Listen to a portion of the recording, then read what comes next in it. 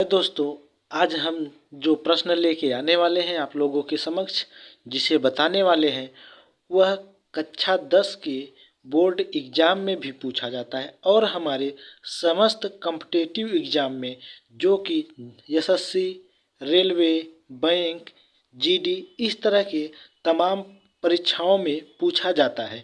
जो बहुत ही उपयोगी प्रश्न है, जो हम आप लोगों के लिए लेके आए हैं और उसे हम कुछ लांग तरीके से बहुत ही आसान भाषा में बताने वाले हैं।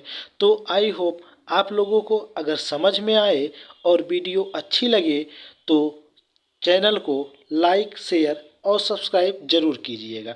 तो आइए चलते हैं हम अपने क्वेश्चन की तरफ और देखते हैं कि वह क्वेश्चन हमारा है क्या, जो हमारे लिए इतना उपयोगी है और जो ही कक्षा 10 में भी पूछा जाता है और हमारे कॉम्पिटिटिव एग्जाम में भी।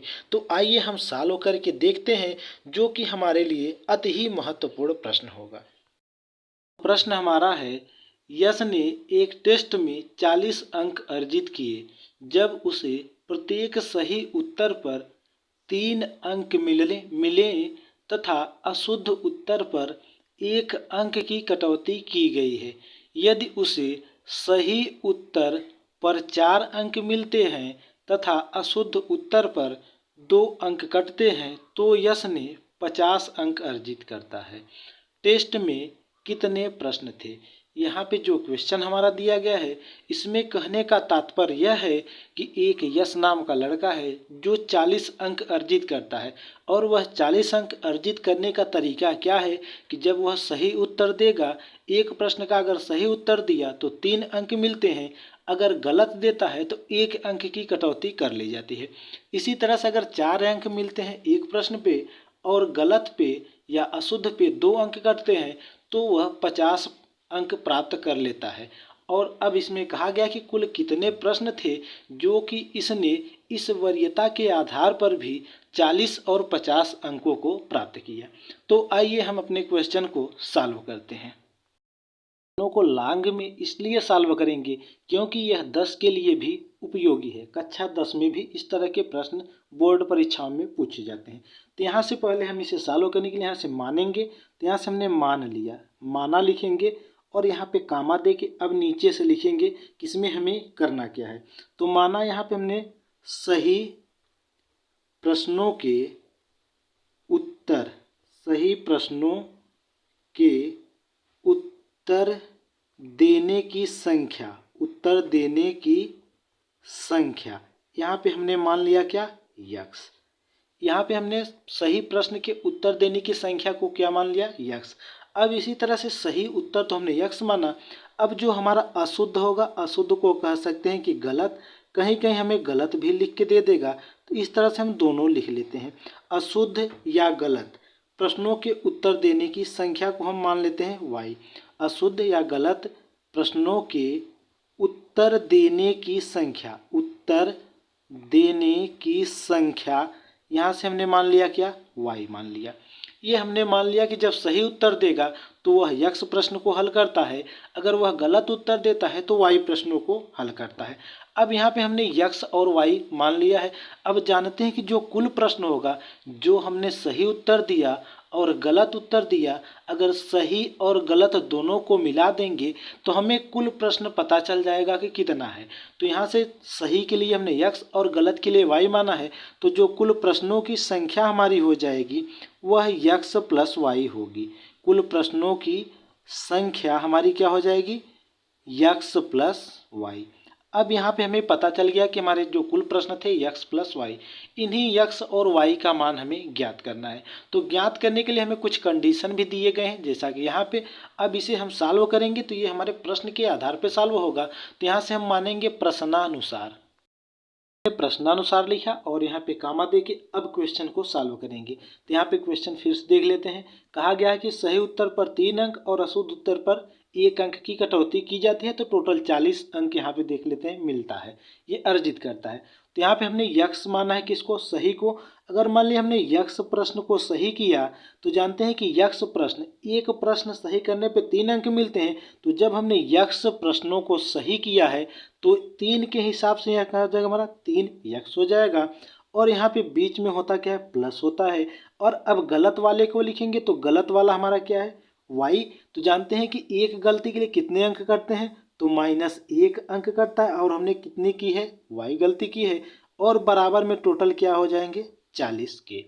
अब यहाँ पे देखें तो यहाँ पे 3x, ये 3x ही रहेगा, और यहाँ पे -1 और y, ये बीच में कुछ भी सिंबल नहीं, तो यहाँ इंटू लगा सकते हैं जिसे गुणा कहते हैं। तो जब इसका गुणा होगा तो y ही होगा, लेकिन इससे पहले ब्रैकेट को हटाना होगा। ब्रैकेट हटाएंगे तो इस माइनस का प्लस में गुणा होगा, तो यहाँ से हो जाएगा -y बराबर में 40। इसे मान लेंगे समीकरण नंबर 1। ध्यान ये रखना है कि इसे हम डायरेक्ट भी लिख सकते हैं। अगर सही उत्तर दे रहा होगा तो उसे प्लस के रूप में, अगर गलत दे रहा होगा उसे माइनस के रूप में। तो यहाँ पे हमने इसे 3 लिखा, यानी प्लस का 3 है, और यहाँ पे माइनस लगा दिया, यानी माइनस का जो कटौती हो रही थी 1 की, तो यहाँ पे -1, और कटौती अलग अलग होगी तो यहाँ से माइनस लिख के उस अंक को लिख देंगे जो कटौती होगी। तो ये हमारा समीकरण नंबर 1 आ गया। कह सकते हैं कि इसे प्रथम शर्त के अनुसार या प्रश्नानुसार हमने लिख दिया है। अब इसी प्रकार लिखेंगे, इसी प्रकार हम अगले को भी लिखेंगे, जो अगला इक्वेशन बनेगा। तो अगला क्या बनेगा उसे देख लेते हैं हम यहाँ फिर से। तो कहा गया है कि प्रत्येक सही उत्तर पर 4 अंक मिलते हैं तथा अशुद्ध पर 2 अंक काटते हैं तो कुल 50 अंक अर्जित करता है। यानी यहाँ पे कहा गया है कि जब सही उत्तर देगा, जब वह जो यश नाम का लड़का है, जब वह सही उत्तर देगा तो उसे कुल 4 अंक मिलेंगे। तो प्रश्न हमारे सही कितने हैं, यक्स। तो यक्स यहाँ पे प्रश्न है और 4 अंक मिल गए, यानी 4x, यक्स प्रश्न हमने किया 4 के हिसाब से। और यहाँ पे 2 अंक की कटौती, तो यहाँ पे हम डायरेक्ट लिख रहे हैं -2y बराबर, यहाँ से क्या हो जाएगा, 50 अंक अर्जित कर लिया। इसे मानेंगे इक्वेशन नंबर 2। ये समीकरण 1 और 2 हमारे बन गए। अब यहाँ पे इसे सॉल्व करने के लिए यहाँ पे हमें किसी न किसी के गुणांक को बराबर करना होगा। तो गुणांक का मतलब ये होता है कि जो x और y के पहले अंक लिखा होता है उसे ही गुणांक कहते हैं। तो गुणांक मतलब गुणा का अंक। तो यहाँ पे 3 है और यहाँ पे 4 है, तो इसमें से किसी को गुणांक, किसी भी गुणांक को बराबर कर सकते हैं। या यहाँ पे 2 है, यहाँ पे कुछ नहीं तो 1 है, या तो हम x के गुणांक को बराबर कर दें या फिर y के गुणांक को। तो गुणांक बराबर करने का सबसे अच्छा तरीका है कि जो ये इक्वेशन नंबर 1 है, इसके गुणांक को दूसरे में गुणा कर दें और दूसरे वाले के गुणांक को पहले वाले में, जैसा यहाँ पे हम कर रहे हैं। देख लेना आप लोग भी और इसी तरह से करने की कोशिश करना। तो यहाँ समीकरण 1 में 4 से तथा समीकरण 2 में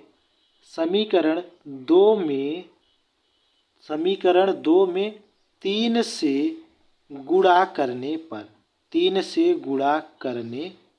पर ये इस तरह से हमने लिख दिया। अब समीकरण 1 में 4 से गुणा करेंगे तो यहाँ से 3x, यहाँ पे 3x minus 4y, 3x minus y बराबर 40 है। तो 4 से गुणा करेंगे तो 4 तिहाई 12x माइनस, जब y में 4 का गुणा करेंगे तो 4y बराबर, जब इसमें गुणा कर देंगे 40 में तो 160, 4 चौके 16 हो जाएगा 160। अब इसी तरह से इसमें 3 का गुणा करेंगे 2 वाले में तो 4 तिहाई 12, यहाँ पे माइनस, जब इसमें 3 का 3 दूनी 6 और यहाँ से बराबर, और यहाँ से इसमें 3 का गुणा करेंगे तो 150 हो जाएगा। अब यहाँ पे इसे ही सॉल्व करना है। तो जो गुणांक हमारे बराबर होते हैं उन्हीं को हमें कटाना होता है। तो इसे कटाने के लिए ये भी प्लस में, ये भी प्लस में, तो जब ये पहला वाला भी प्लस, ये दूसरा वाला भी प्लस, तो यहाँ से अगर इसमें से पहले में से दूसरे को घटा दें तो ये हमारा आपस में प्लस माइनस से कैंसिल हो जाएगा।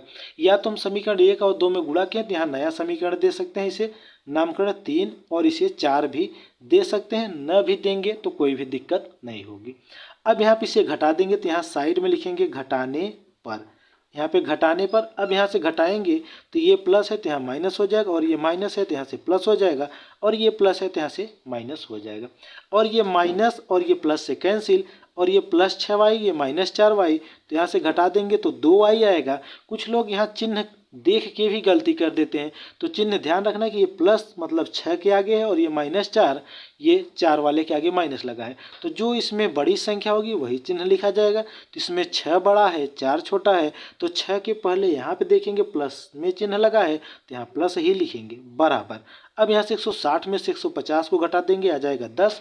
अब यहाँ से पक्षांतर करके y का मान निकाल लेंगे तो y बराबर 10/2, यहाँ से कैंसिल कर देंगे तो y बराबर हमारा क्या आ जाएगा, यहाँ से y बराबर आ जाएगा हमारा 5। अब यहाँ से हमने y को ज्ञात कर लिया। अब इसी y का मान चाहे हम समीकरण 1 में रखें, 2 में रखें या 3 में रखें या 4 में, किसी भी समीकरण में रख के हम यहाँ से x का मान ज्ञात कर सकते हैं। तो हमें ध्यान ये रखना है कि हम वहीं पे रखेंगे y का मान जहाँ से हमें जल्दी से x का मान मिले।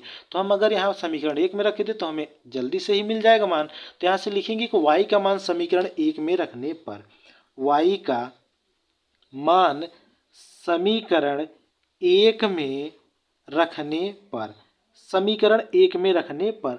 अब यहाँ पे पहले समीकरण 1 को लिखेंगे। समीकरण 1 हमारा है क्या? तो यही है हमारा समीकरण नंबर 1। अब इसी में हम y का मान रख देंगे। तो 3x माइनस y का मान कितना है? 5। यहाँ से 5 बराबर में यहाँ पे 40। 5 को पक्षांतर कर देंगे तो 3x बराबर हो जाएगा 40। ये माइनस है, इस तरफ आएगा प्लस का। और यहाँ से 3x बराबर अब जोड़ देंगे तो ये हो जाएगा 45। यहाँ से x का मान ज्ञात कर लेंगे तो x बराबर 45/3। यहाँ से कैंसिल आउट कर देंगे तो यहाँ से x बराबर आ जाएगा कितना हमारा? 15। तो यहाँ से हमने x को भी ज्ञात कर लिया। अब हमें कुल प्रश्न पूछा था तो हमने कुल प्रश्नों की संख्या क्या मानी थी? x plus Y. तो यहाँ से लिखेंगे कुल प्रश्नों की संख्या, कुल प्रश्नों की संख्या बराबर x प्लस वाई। अब यहाँ पे x की वैल्यू कितनी आई हमारी? 15 और y की वैल्यू 5। तो यहाँ से रखेंगे 15 प्लस 5 बराबर 20। ये कुल हमारे प्रश्न आ गए। यही हमारे इस क्वेश्चन का आंसर होगा। तो आई होप आप लोगों को अगर वीडियो अच्छी लगी हो तो चैनल को लाइक, शेयर और सब्सक्राइब करना न भूलें। अब मिलते हैं हम इसी तरह के और भी बेहतरीन क्वेश्चन के साथ अपने अगले वीडियो में। हमारे साथ इसी तरह से बने रहिएगा। तब तक के लिए धन्यवाद। जय हिंद, जय भारत।